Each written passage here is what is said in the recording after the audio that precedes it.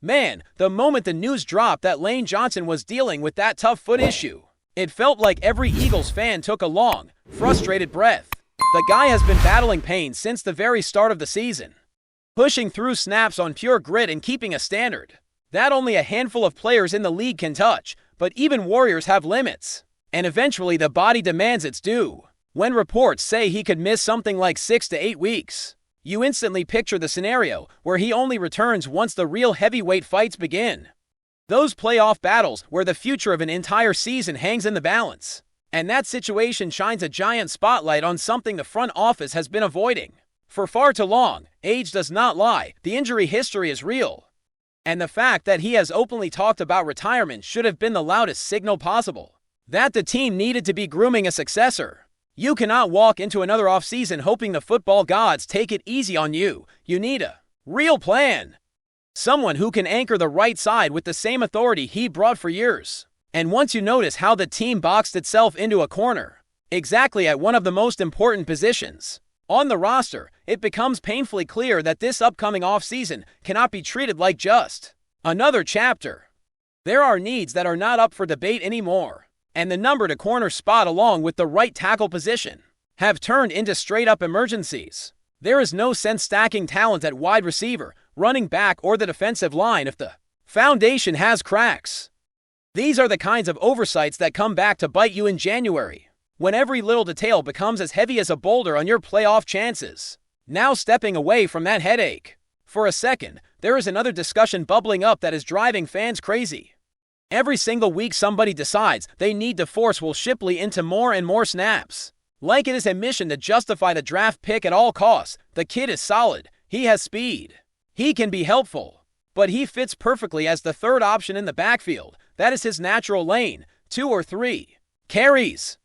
Maybe a return, and he is good. But while that is happening, Tank Bigsby is just standing there waiting for a real opportunity to show he deserves a much bigger role. The dude is running like a turbocharged bulldozer, averaging more than 9 yards every time he touches the ball. How does someone producing at that level get such a tiny slice of the workload? Every time he breaks a long run, more fans start to question how the carries are being distributed. Because Tank is putting legitimate pressure on the rotation. It is wild how the league sometimes forgets what sports really are at their core. In high school ball or in college, the best player takes the field, end of story.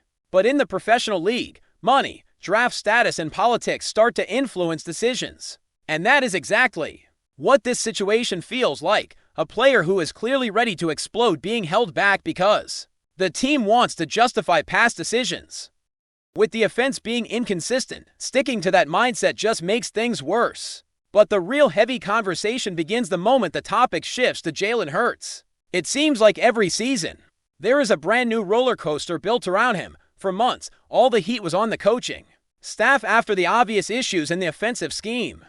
And even a few receivers took some blame along the way. Then suddenly the narrative flips, and people start pointing fingers at the quarterback, as if he is the root of every structural problem the team has. That is when those old comparisons get dragged out again, about him being some kind of repeat of a certain quarterback from the past who divided the city. But that storyline does not hold up. Jalen's path is completely different. Back at Alabama, when he was benched, he never stirred drama, never complained, never acted bigger than the team. He stayed, supported, waited for his moment, and delivered when they needed him most. Then he went to Oklahoma, lit the place up, and proved he was way more complete than people expected.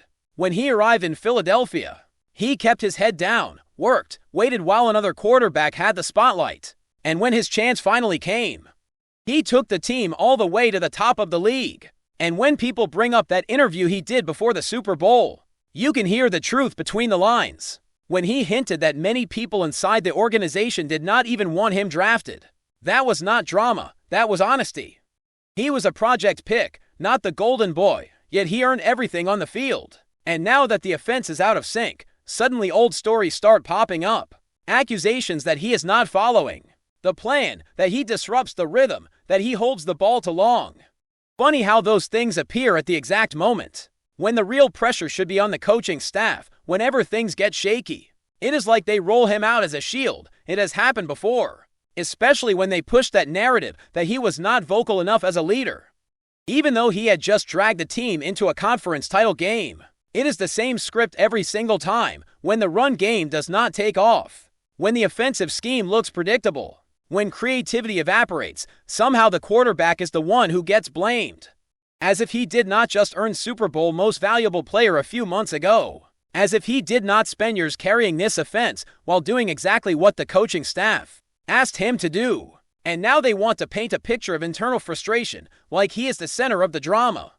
Even though he has never been the kind of guy to blow up a locker room, it is way too much story for way too little substance, and while the noise gets louder, anyone looking at the situation with clear eyes can see what is really happening. The offense has issues. Sure, receivers have dropped important passes.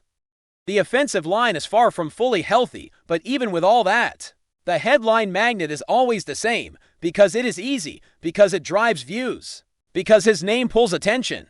Meanwhile, the defense is on a completely different trajectory. They are rising fast. And anyone who doubted Nakobe Dean is rethinking everything. The guy came back sharp, confident, attacking plays with precision, shutting down key drives.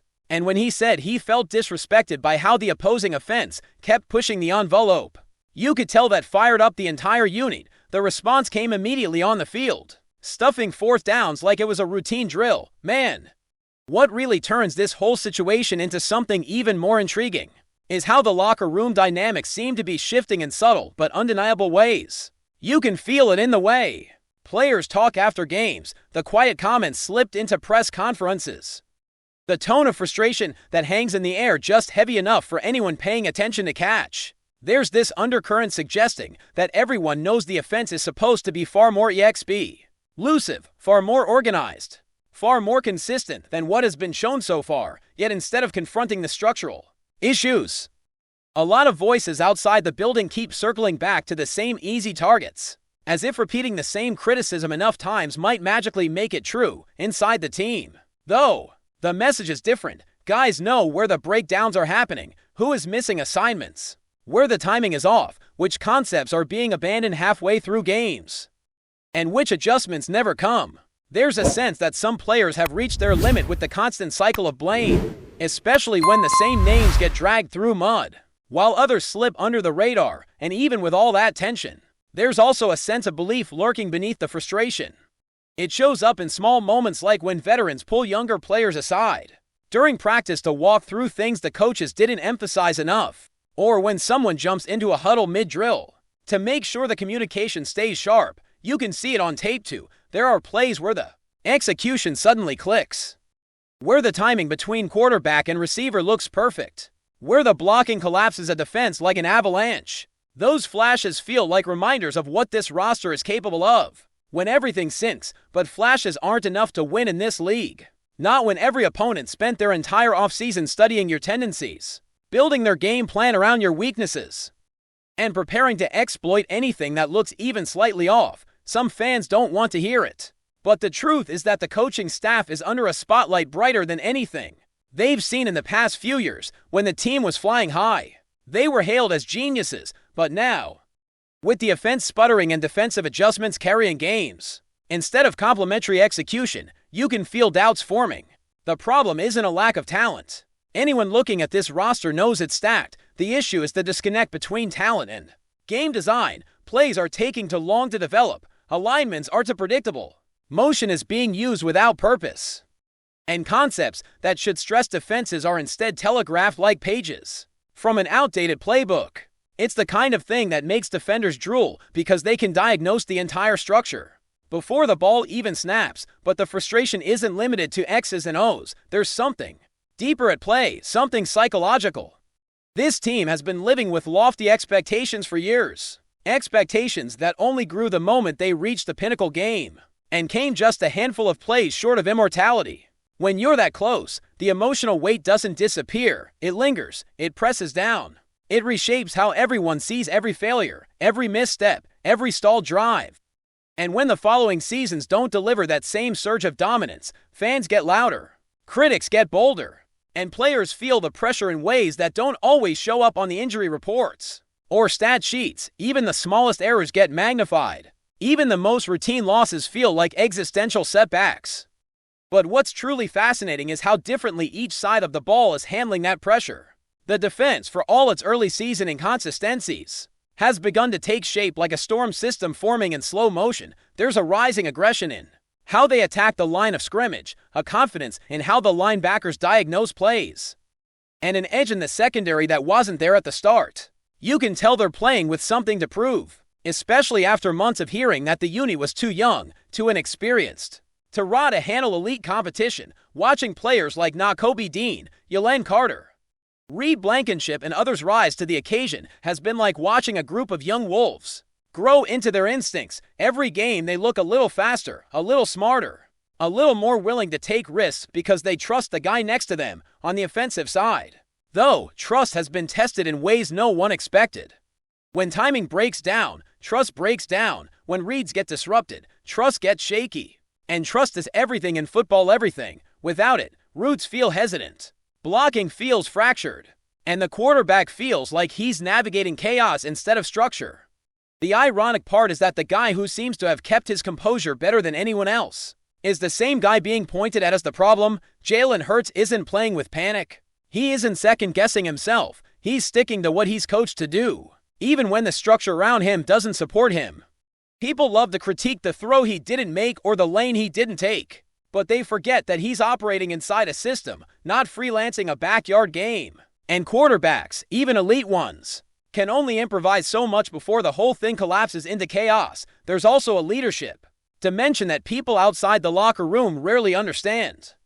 Leadership isn't the pre-game speech or the sideline fire, it's the consistency. It's how you walk into the building on a Wednesday morning after a brutal loss. It's how you guide rookies through the mental grind. It's how you handle teammates who are frustrated or struggling or losing faith. And by all accounts, Hurts excels at that part of the game more than most quarterbacks of his generation. But leadership alone can't fix structural issues. It can only hold the team together long enough for someone else to fix them. Meanwhile, watching the defense grow sharper each week creates a strange imbalance. When one side of the ball is consistently carrying the load, resentment can form not because players hate each other, but because competitive athletes want their effort to be matched. You can see defenders making huge stops, forcing turnovers, flipping field position, only for the offense to stall out on a 3-and-out or kill a drive with a penalty that screams of miscommunication or lack of discipline. When that pattern repeats enough times, even the most unified locker room starts to feel the strain. FlyEaglesFly News family, smash subscribe and hit like. Your support keeps the freshest Philadelphia Eagles updates flying in. Drop your take in the comments and let's talk birds. A low hum of uncertainty drifted through the Eagles facility today. The kind of murmuring that starts in one corner of the locker room and quietly spreads before anyone acknowledges it out loud. According to people around the team, one of the Eagles' key players left the practice field earlier than expected after what appeared to be an awkward landing during a routine drill. No official word has been given, and those close to the situation insist the team is keeping the tails tightly guarded. But the sudden shift in tone has fueled plenty of whispers. Observers on the sideline noted that the player seemed uncomfortable as trainers attended to him, though he walked off under his own power still. That didn't stop teammates from exchanging glances that suggested more concern than they were willing to admit publicly. A few players kept glancing back toward the tunnel long after practice resumed, as if anticipating an update that never came. Coaches, too, appeared more focused on monitoring body language than the actual drills, a sign that even within the staff, curiosity was edging into worry. What's feeding the rumor even more is the timing. The Eagles have been emphasizing sharper execution and increased physicality, pushing players harder than usual. Some around the team quietly wonder whether the intensity may have contributed to the incident. Others dismiss that idea entirely, insisting that the session wasn't any more demanding than usual. But whenever a key figure shows even a hint of discomfort, the speculation machine ignites. Fans following the team's activity have already begun dissecting every possible scenario, from harmless precaution to something that could alter the team's immediate plans. Inside team walls, however, silence remains the only official stance. One staff member, when asked, simply shrugged and offered a tight smile, the type that hints at knowing more than can be shared. For now, all that exists is a blend of curiosity, concern, and the unmistakable buzz of an unexpected twist. Whether this turns out to be nothing more than a brief scare, or the first sign of a deeper issue. The Eagles facility is thick with that particular kind of tension. That follows any injury rumor unconfirmed, unexplained, but impossible to ignore. That's a wrap from FlyEaglesFly News. If you want the fastest Eagles updates, subscribe, drop a like, and turn on the bell. Sound off in the comments. Let's talk birds.